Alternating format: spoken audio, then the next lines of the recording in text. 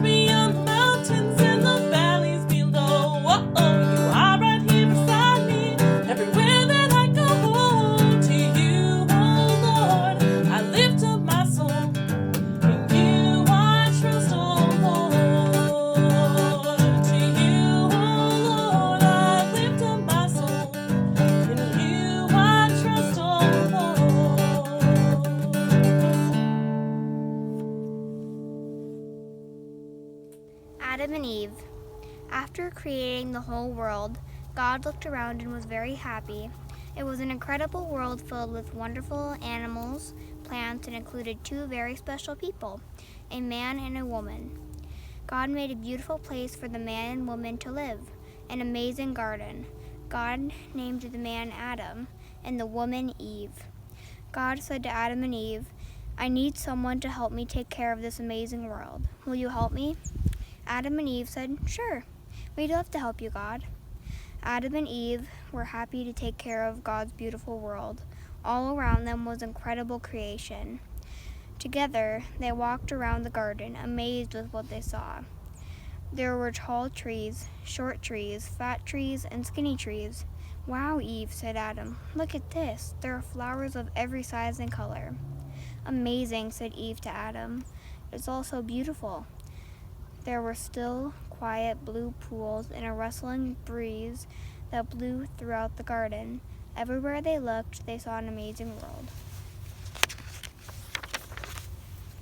When she looked at all of the animals God placed in the garden, the ones that fluttered through the sky, the ones that wiggled and squirmed across the ground, and the ones that frolicked and played across the land, Eve said, "It's going to be hard to keep track of them all." "Don't worry, Eve," Adam said. God asked me to give all the animals names to help us keep track and take care of them all. This is a toucan, and a chickadee, and a monkey, and a squirrel.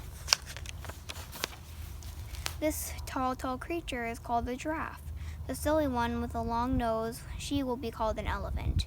And this one who wags his tail will be the dog," Adam said. "Look how he follows me wherever I go."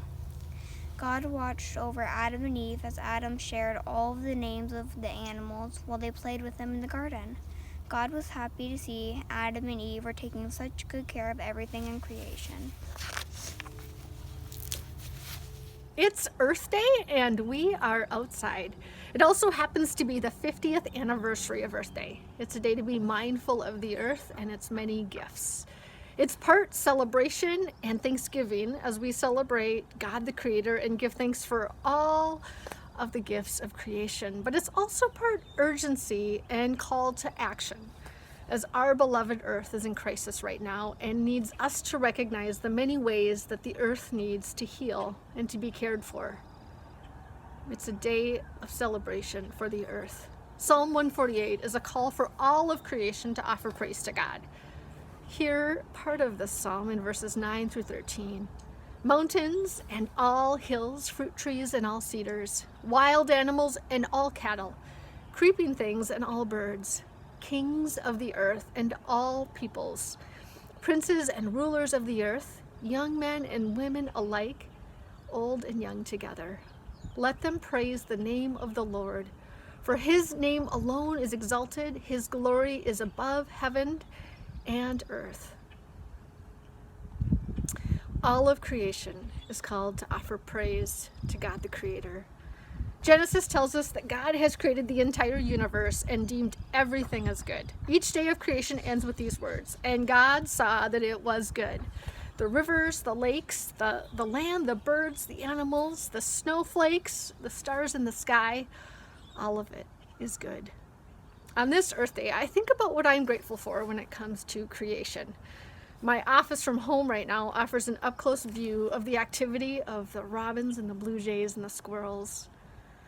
And soon I will look forward to this tree outside my patio that will be covered in bright pink blossoms. Its presence is fleeting, but I look forward to it each spring. I also hold close some rare moments in God's creation. A hike with some of our high school youth in the mountains last summer, where we stopped and watched a moose and her calf in the early morning hours. A few years ago, a late night paddle on a backcountry canoe trip that offered a beautiful display of the northern lights. Moments in nature that I hold close. And so what about you? What are you most grateful for when you think about God's creation? I hope that you take time to share with family and friends this week as a way to celebrate Earth Day. The beauty of this earth is our shared home.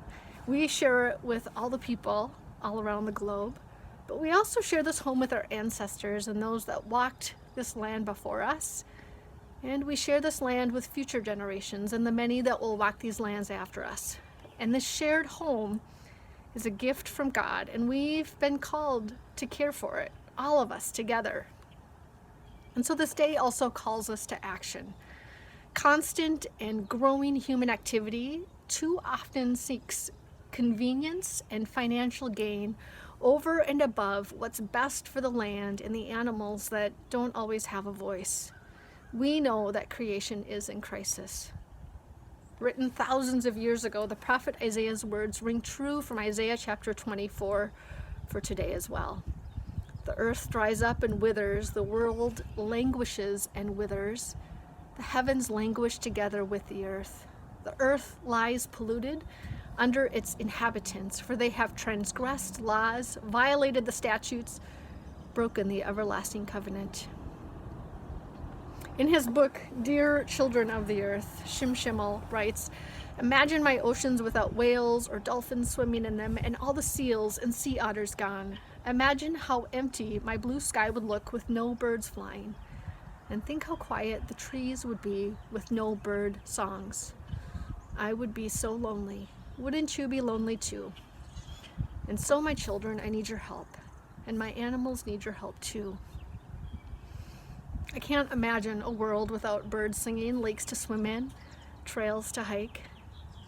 In Genesis chapter 1, God has given us dominion over the plants and the animals of his creation.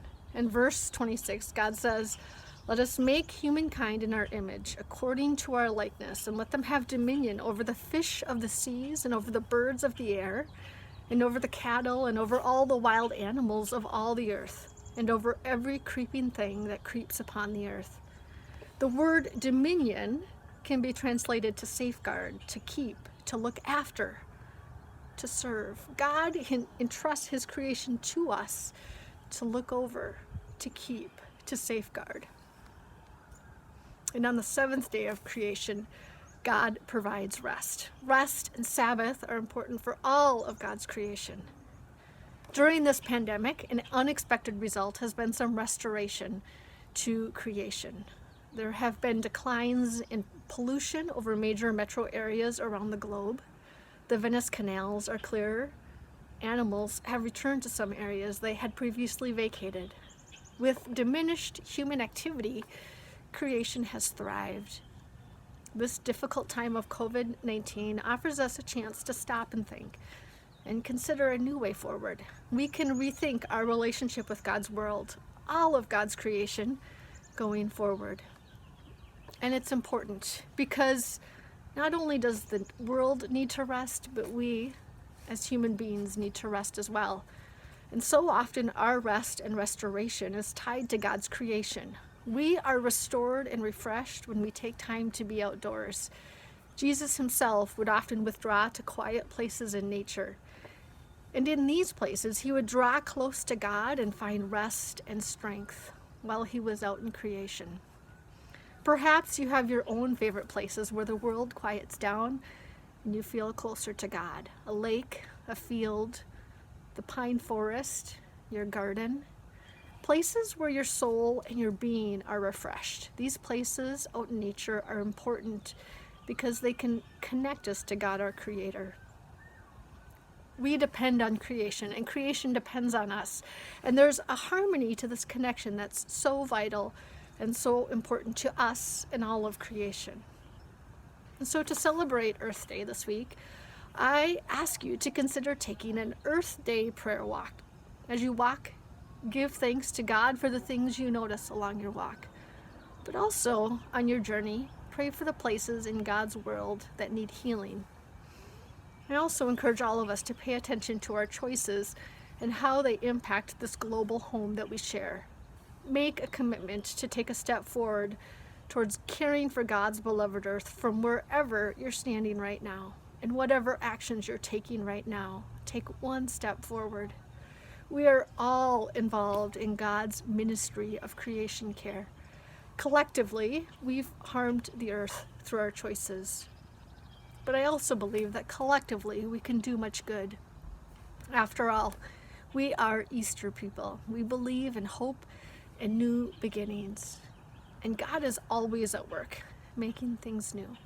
Blessings on the journey. Amen.